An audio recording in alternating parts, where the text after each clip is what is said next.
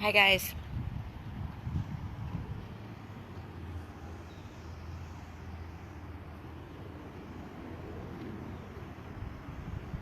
Make sure this comes in okay. I don't see anybody on. Hi guys, I want to make sure you can see me and hear me. Kind of in an urgent situation at the moment. This is Tiffany. I was at the rescue house this morning taking care of the dogs, and Shelly jumped over the fence and said, "Hey Tiff, there's a lost dog missing in our neighborhood. It just came up on the Nextdoor app." And she showed me a picture, and I was like, "Well, where was it last seen?" And she gave me the address, and we are literally about a minute and a half away from the rescue house. We are in our own neighborhood.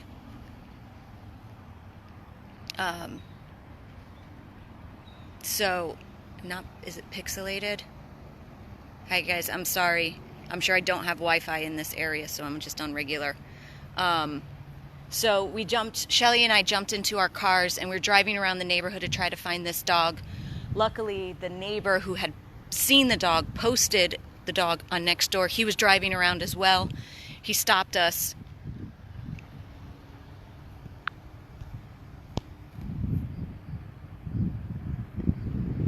You hear and see me? Okay. He stopped us and asked us if we were looking for the dog. I said yes. He told us the last place he saw the dog, and we jumped out of our car and went to this house where I saw the ears. We got him. Hold on. Tiff, we got him.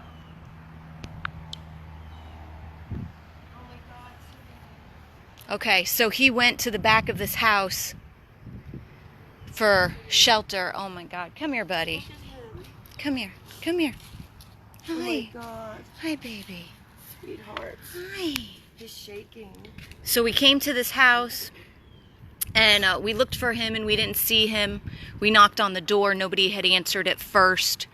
So I looked around the side of the house over here, and I was calling and making noise to try to bring him out, and I saw little white ears pop up behind that purple container. So I knew he was back there. We backyard. I mean, we knew somebody lived here. There's stuff on the front porch. Houses down, speaks Spanish, and was able to speak with her. She said the dog is not her dog. The dog was dropped off here in front of her house a couple of months ago by some. He was dropped off here a couple of months ago by some guy. She is a girl. Alright guys, everybody was saying it.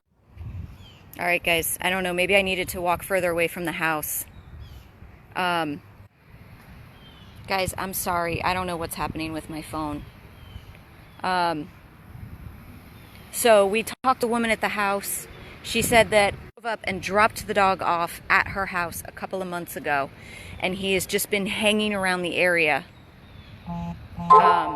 for a few months. So I turned my Wi-Fi off. It was off, and everybody was saying it was pixelated and freezing, so I turned it on.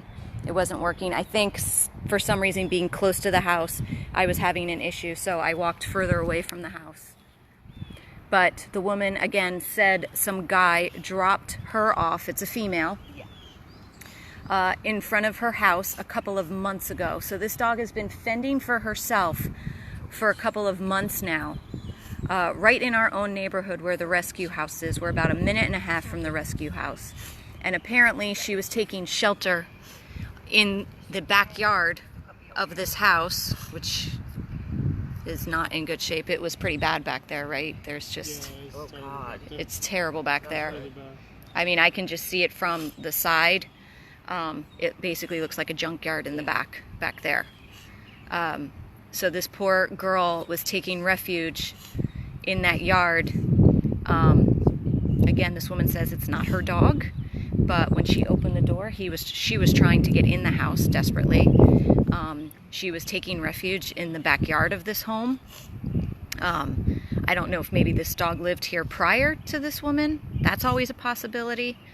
And this guy just dumped her off in the street in front of the house. Or if, I don't know, she just felt safe going in the backyard of this house. But we saw the picture, we came looking, hoping that, you know, it was somebody's dog. Obviously, in the shape she's in, she's been out fending for herself for quite some time now. She is missing almost all the hair on the back end of her. She's extremely itchy. She's got bugs crawling all over her, fleas.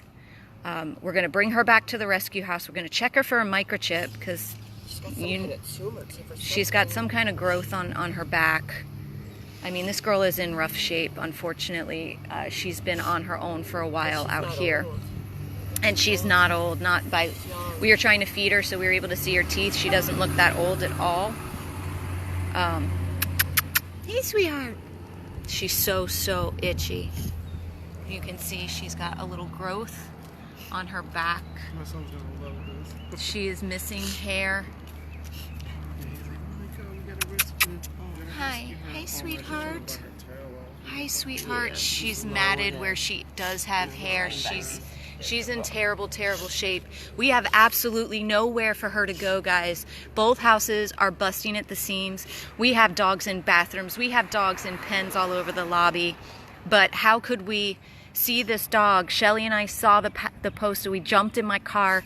It's a minute and a half from the rescue house. We had to at least try to help.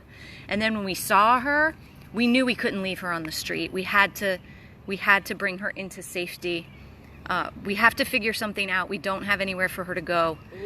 We need a foster. If not for her, then one of our other dogs in either one of the rescue houses, because we have no room, guys. No room. Dalton is in my bathroom at the house one with the big dogs.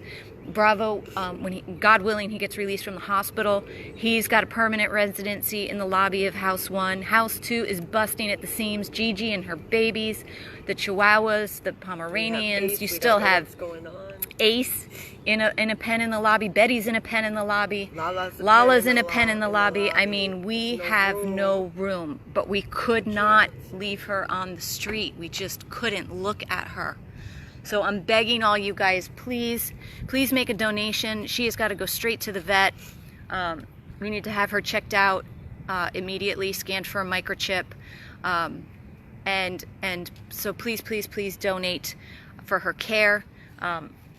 And please, guys, we need a spot for her. We need a place for her to go. We have nowhere for her to go, but we can't leave her on the street. We can't leave her here. I mean, she's taking refuge at this house where this woman says she's not hers. She's been here for a couple of months trying to stay safe from cars. And I'm going to go back here first because she knew we were back here. Actually, make sure there's no other dogs back here.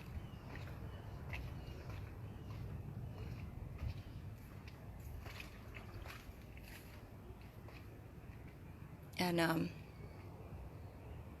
no, I don't see any other dogs, thank God.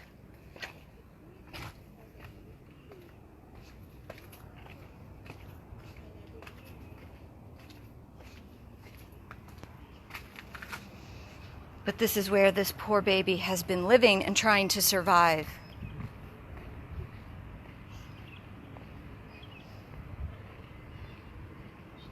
You know what makes no sense? She said she has cats. Right. Yes. When I knocked on that door, there was a barking dog in the house. Yes. Yes. I guarantee you this is her dog. I could be wrong, but when I knocked on the door at first, there was a dog barking inside the house, and it sounded like a small dog. Well, she had kittens back there that came out when I was back there. She had kittens in the backyard. They weren't